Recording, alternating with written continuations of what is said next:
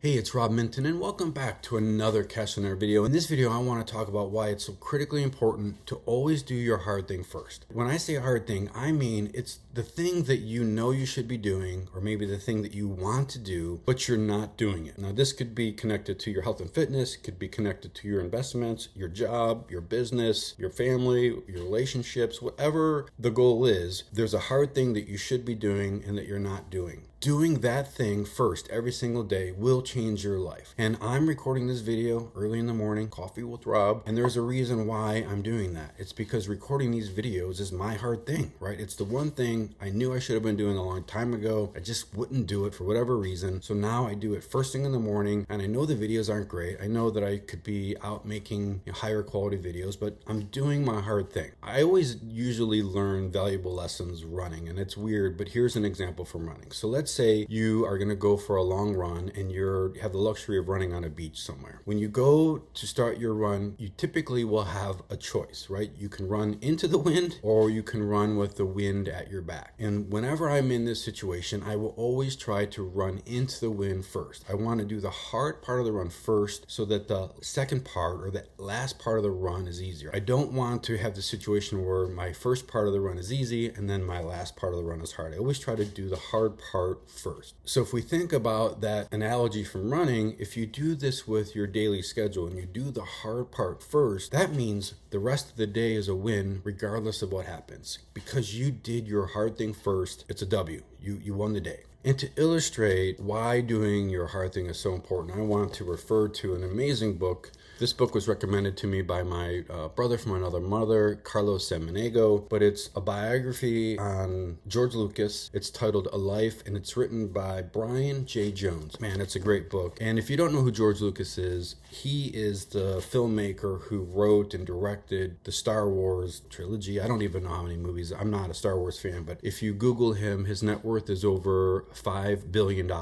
This is chapter 6. The title of the chapter is Bleeding on the Page. I don't have a natural talent for writing. George Lucas confessed to Filmmaker Newsletter in 1974. When I sit down, I bleed on the page. It's just awful. Writing doesn't flow in a creative surge the way other things do. Writing was like bleeding on the page. It was that hard for him, but he kept doing it every single day, and look what happened. He created amazing movies, built a fortune because he was willing to do the hard thing every single day. For nearly 3 years, this was writing the first Star Wars movie. For nearly 3 years, he would agonize over plots, characters, plumbing science fiction novels, folklore, comic books, and movies for inspiration. He would struggle through draft after draft, writing and rewriting, lifting scenes and subplots he liked from earlier drafts. 3 years of writing, of bleeding on the page. He didn't make a penny off of that time. He just kept bleeding on the page for 3 years. How about this? Lucas would treat the writing of Star Wars as a full-time job, trudging up the stairs to his writing room each morning at 9 a.m., where he would then lower himself slowly into his wooden desk chair and stare at a blank page for hours, waiting for the words to come. I sit at my desk for 8 hours a day no matter what happens. Even if I don't write anything, he explained, it's a terrible way to live, but I do it. I sit down and I do it. I can't get out of my chair until 5 o'clock or 5:30. It's like being in school. It's the only way I can force myself to write. He basically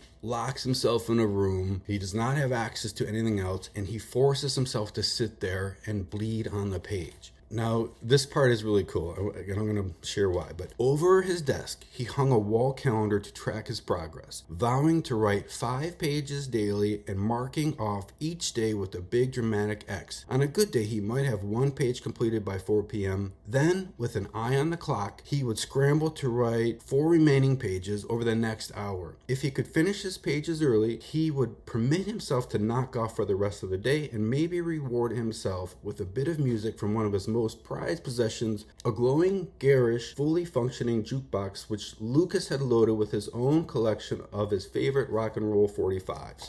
He would lock himself in a room and he would bleed on the page for 8-9 hours, not allowing himself to do anything else. He spent his entire day doing his hard thing, bleeding on his page. Man, doesn't that get you fired up? So think about that. He was willing to do the hard thing all day, every day for 3 years. And look what happened. He ended up writing an amazing movie that led to merchandising rights, then to additional movies, $5 billion net worth, because he was willing to do the hard thing every single day. Now, the reason why I mentioned that wall calendar idea that Lucas used is because this is the exact same strategy that Jerry Seinfeld uses. And if you listen to a podcast where Tim Ferriss interviews Jerry Seinfeld, which is great, I highly recommend it, you'll hear that this is exactly what Jerry Seinfeld does. Jerry sits down with a notepad and he tries to write jokes. He does it every single day. And anytime he sits down to write jokes, anytime he does his hard thing, he puts a check on his calendar. And his goal is to have a check every single day, meaning he wants to make sure that he does his hard thing every single day. Now, I haven't Googled Seinfeld lately, but I'm sure he's worth a couple billion,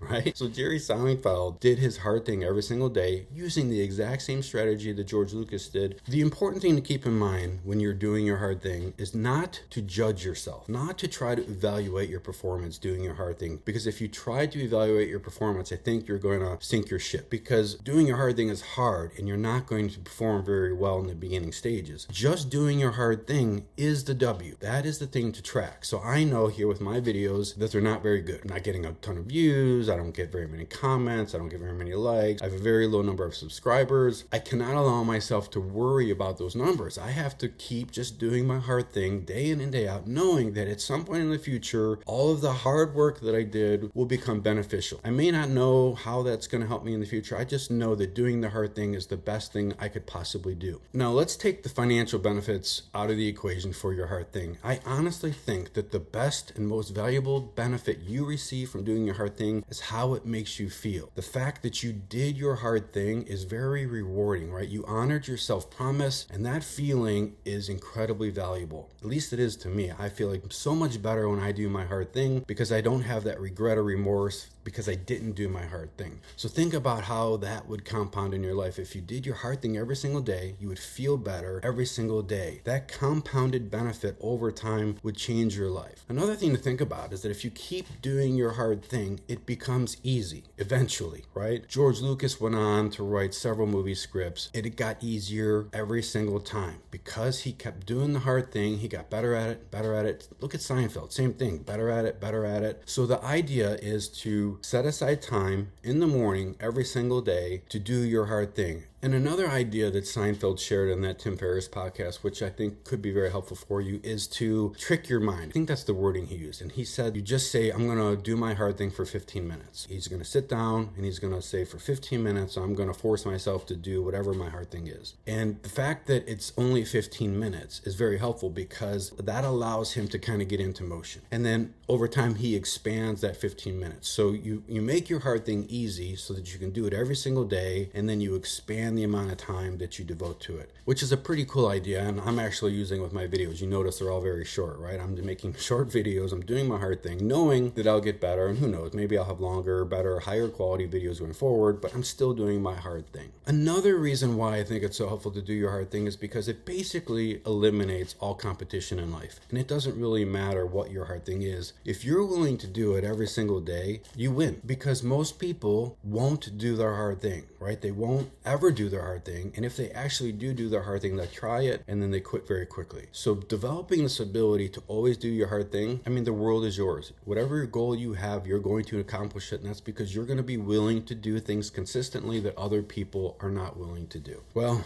I've done my hard thing for the day. I hope if you've watched this that maybe I've encouraged you to start doing your hard thing. Just set a timer, 10 minutes, 15 minutes, do your hard thing, bleed on the page, and just come back tomorrow and keep bleeding on the page. And at some point in the future, you are going to be so incredibly happy with the results that you have in your life. Thank you for watching, and I will catch you in the next video.